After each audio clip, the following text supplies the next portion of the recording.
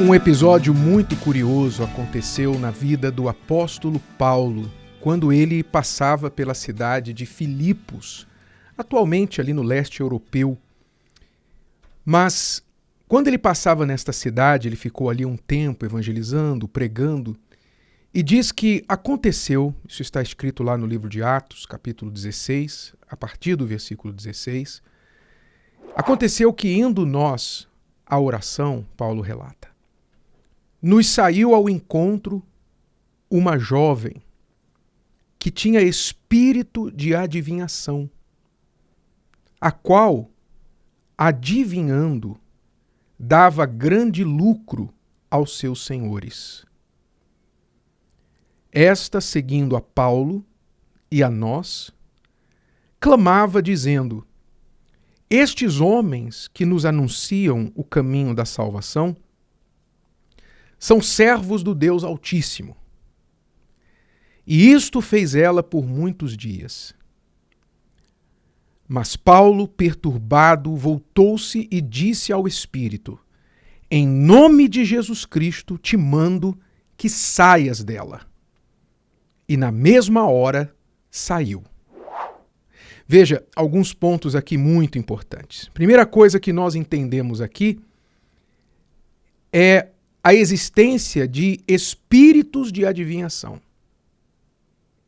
O ser humano é, por natureza, muito curioso. O ser humano quer saber do futuro, quer ter poderes para conhecer o desconhecido. O diabo, sabendo disso, ele então joga com as suas artimanhas, promovendo a adivinhação do futuro. Aí você tem várias vertentes desta prática, você tem cartomantes, você tem videntes, você tem leitores da palma da mão, leitores das cartas, prognosticadores das estrelas, signos, horóscopos, enfim. Você tem todo tipo, para todos os gostos de pessoas, algum tipo de proposta de adivinhação, inclusive a adivinhação evangélica, que é moda hoje em dia. Adivinhação evangélica, que é aquela história de um profeta, normalmente uma profeta ou profetisa numa igreja evangélica que se levanta lá e começa a dizer: assim diz o Senhor que o fulano aqui tem que casar com a fulana ou não pode casar com a fulana, tem que vender, tem que comprar, tem que fazer, tem que dar, tem que... Enfim, o suposto espírito adivinhador se manifesta na pessoa e a pessoa incauta acha que aquilo ali é de Deus. E veja quão sagaz era aquele espírito adivinhador na jovem, lá na época de Paulo, que o que ele fazia? Qual era a estratégia desse espírito adivinhador? O diabo, sabendo que com a pregação do evangelho as pessoas estavam se voltando em massa para a verdade do evangelho, então ele tentou se infiltrar no trabalho de Paulo. Olha só, assim como hoje nas igrejas evangélicas o espírito de adivinhação se infiltrou com força em muitas delas, lá na época esse espírito tentou se infiltrar em meio aos discípulos, porque onde Paulo ia, essa jovem, possessa de um espírito, clamava em alta voz dizendo: estes homens que nos anunciam o caminho da salvação são servos do Deus Altíssimo. Olha só, o diabo é capaz de dizer a verdade. Ele é capaz de dizer a verdade com a intenção de enganar. Veja que coisa maligna, que coisa diabólica. Qual era a intenção aqui daquele espírito enganador? A intenção era que o povo, ouvindo aquilo daquela jovem, então diria assim: bom, ela também é um deles. Ela também é de Deus. Olha só, ela está endossando o trabalho de Paulo e dos discípulos. Então a gente pode consultar com ela, sim. A gente pode perguntar para ela, porque ela está dizendo que eles são de Deus, logo ela é de Deus também. Esta era a estratégia daquele espírito enganador. E por isso que Paulo se perturbou com aquilo, porque ele sabia a estratégia do diabo, que era enganar as pessoas. Então, num momento de raiva, de revolta, de fúria, ele se voltou para ela e falou ao espírito, o demônio que estava nela: Em nome de Jesus Cristo te mando que saias dela. E na mesma hora saiu. Quer dizer, muito cuidado, meu amigo e minha amiga. Muito cuidado. Você um dia consultou uma pessoa, você foi em algum lugar, alguém veio na sua casa, sei lá, alguém, um amigo, uma pessoa chamada iluminada, uma pessoa sensitiva, uma pessoa que disse que tinha dons de adivinhação, de profecia, que não sei o quê, e falou alguma coisa para você até que batia, conferia. Mas ela falou isso, o Espírito falou isso através dela para ganhar a sua confiança. Ganhar a sua confiança para depois puxar o seu tapete.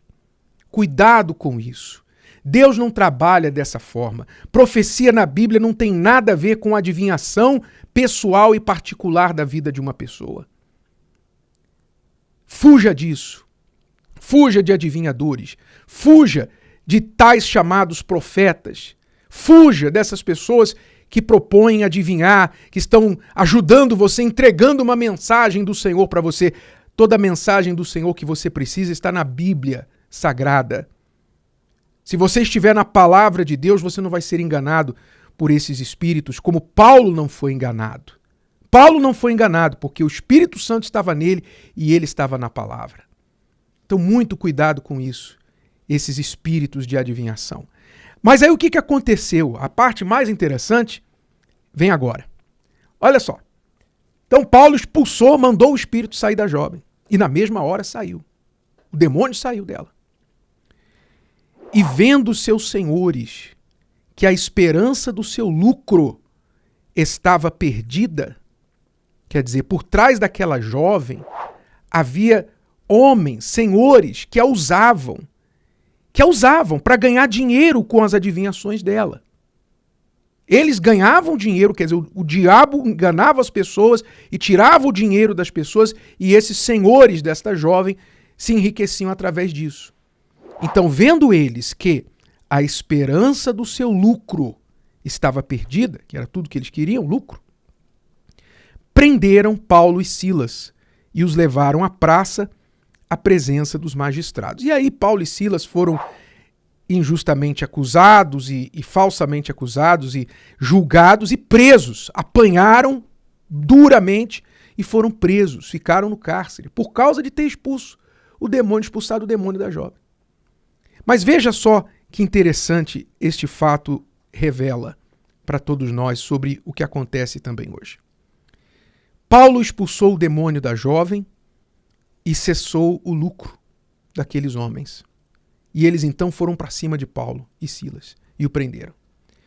E não é isso que acontece ainda hoje quando o evangelho é pregado e o evangelho, a luz do evangelho chega a uma pessoa? Não é isso que acontece ainda hoje, que por causa do evangelho, o lucro de muita gente cessa? Pense comigo.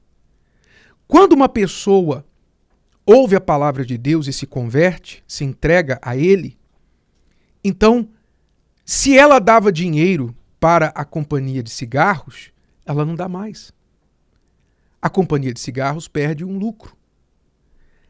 Se ela bebia, a companhia de bebida alcoólica perde o seu lucro. Se ela usava drogas, os traficantes perdem o seu lucro. Não é isso? E aí você vai imaginando. Eu me lembro do caso de uma senhora que ela gastava praticamente todo o seu salário, todos os meses, na farmácia. E ouvindo a palavra de Deus, ela veio à igreja e ela começou a crer, desenvolver a fé, e pela sua fé ela foi curada das suas enfermidades e parou de ir na farmácia. Um dia ela passou na frente e o dono da farmácia, que estava com saudade dela, não saudade dela, mas saudade do dinheiro dela, né? Perguntou para ela: Dona Fulana, o que aconteceu? A senhora não veio mais aqui. A senhora não passou mais aqui. E ela falou: ah, graças a Deus. Eu estou muito bem agora. Eu estou indo na igreja e não tenho mais doença, não tenho mais enfermidade. Graças a Deus eu não tenho precisado mais dos remédios. E ele deu um sorrisinho amarelo assim para ela. Sabe? Aquele sorriso assim com o dente meio meio trincada. Ah, que legal, que feliz que eu estou pela senhora.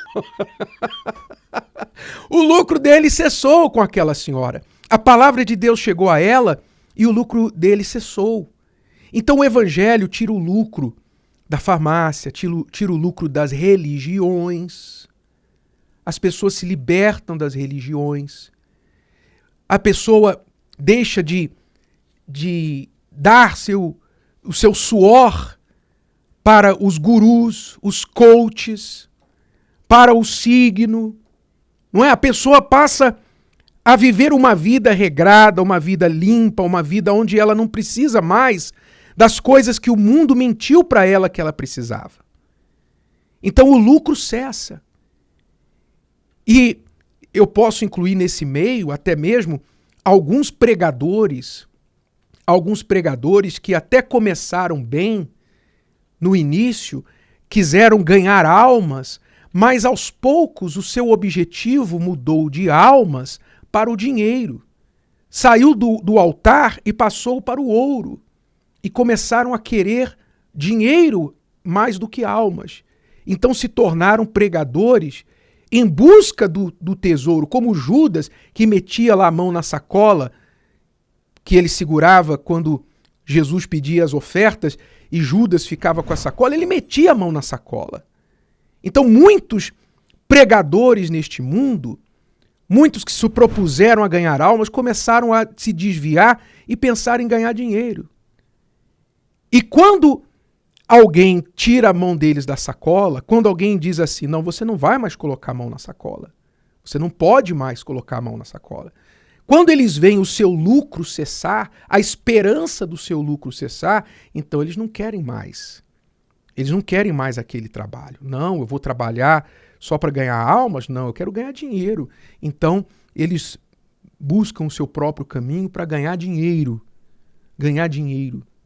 E, por isso, muitos destes têm saído pelo mundo em busca de membros da igreja ricos para poder ganhar dinheiro em cima deles. Quer dizer, você vê que o evangelho se repete, a palavra de Deus se repete, a história se repete. E aí você entende o porquê o tamanho ódio contra a verdadeira palavra de Deus, o tamanho ódio contra aqueles que levam as pessoas à libertação, à liberdade. Elas se libertam das amarras e das correntes que as escravizavam antes. Então, quem quiser ser um Paulo, quem quiser ser um Silas, quem quiser estar levando a palavra da verdade para as pessoas, tem que estar preparado para as prisões, para as mentiras, para as injustiças. Tem que estar preparado para ser perseguido por aqueles que veem os seus lucros cessarem por causa da verdade do Evangelho. E você, meu amigo, minha amiga, abra os seus olhos, esteja atento para que você saiba como são as coisas e não seja enganado pelo diabo, pelo espírito de adivinhação, pelo espírito que usa até mesmo da suposta bondade, suposta boa intenção, visando apenas o seu bolso. Se o vídeo de hoje te ajudou, você conhece alguém que vai ser ajudado por essa mensagem, passe adiante. E se você ainda não inscreveu aqui no canal, inscreva-se agora. Até a próxima.